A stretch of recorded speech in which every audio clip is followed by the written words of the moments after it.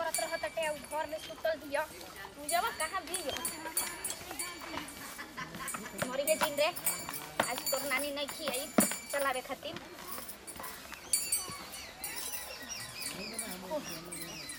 काम कोरी हमर त मन उबिया के रह जात टे एहू कोना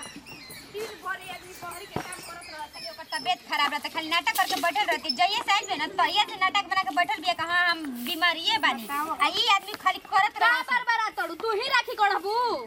ले का करी दीदी जी अब देखत नहीं कि हमेशा बैठल रहते पेट में दर्द लेके लागत उहे एगो नया नोचराइल बिया पेहंगवा ने सुता रहती है घर में देखो करा से कैसे हम बहरी द्वार पर से गोबर हमने के ना हम उठाई ना दीदी उठाई तभी सोच रही बढ़िया करी दीदी ऐसे ना बिगड़ियन हमनी के गोरानी है जा एक ही दिन ना भइल रहल तुरंत उठ के काम करत रहन जा हसन त हम हमनी के कबे बीमारी ना पन जे ना करी ना ऐसे रही हां करे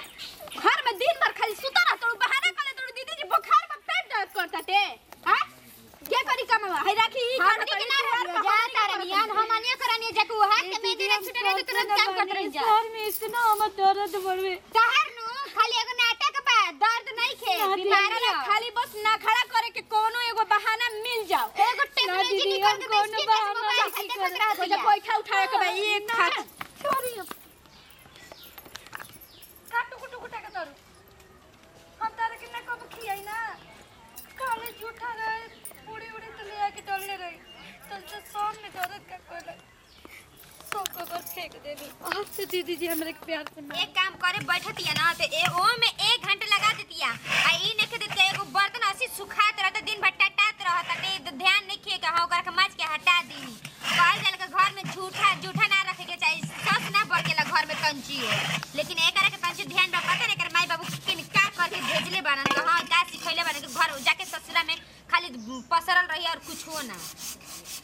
हमनी के गोरानी जमाई बेटी के 4 गो लइके रहनी है जान कर तब केहू ना काट दी छिप के हां काम ना करत रहली सने हमनी के भुला गनी छोड़ा ई पीस के सब हर के पीस ए दीदी सब काम कर देनी अब बड़ी के अभी को काम सब काम कर देलु त हेजा सुनावे आइलु का सब काम कर देनी हमरे के त हेता ना काम कोनी जा केहू को सुनाइबे ना करी जा ए दीदी सब काम कर देनी हां ए दीदी अब ई ना खेलोगे ताखी में कोई खलिया के चूल जराई ए दीदी बाहर सब कोई टुकुर टुकुर हमर मुंह देखत रे दीदी एतना तू सखी सावित्री सुंदर बटला ही बाड़ू तारे के सब टुकुर टुकुर देखत रहे काई खूब सुंदर बाड़ू हमनी के सुंदर नहीं खिजा हमनी के आदमी मुंहे ना ताकेला इनकर मुंह ताकत माई बर्तन के माजी रे तोर माई आई माजे खातिर बता के दीदी हम माई नाम मत ले जबान मत लड़ा ठीक न निकल जाई घर से ए कल तोरा लाज नहीं खेलावत रे बेलौची को दीदी ए का बोल तुम सोके रे गांव मोहल्ला में तो कुल ढिढोरा पिटवा दे वही जतिया के नाक नोट ले वालू जा कावा छी जी हमनी के बाहर भेज रहलू सब काम करावे त का करी जा जी बाहर हमनी के भेजल रह जा के घर के को काम नहीं के करत खुदे गल रहली अपना मर्जी से घर में आदमी काम ना करी तो कम से कम बहरियो करी ना ए आदमी घरे में करत रही या बहरियो करत रही सब करी हो जा बोर जे ठई बालू जा तो तोहन लोग बाहर का कर जा ई घर का करो ई घर में करत त डाड़ा के कर दुखाए लागता दीदी हम एकदम इज्जतिया के नाशे कर बुझा का ऐसे ही कोई जाला हां ठीक ना रे दीदी ऐसे न तो हम घर में खुद काम करी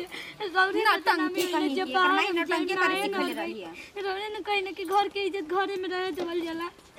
अरे ओरा में के बहरी भेजो तनी के लोग समझ में नहीं क्या होता है एकदम तोहन लोग के बुद्धि पढ़ल बालू जा कि लिखल बालू जा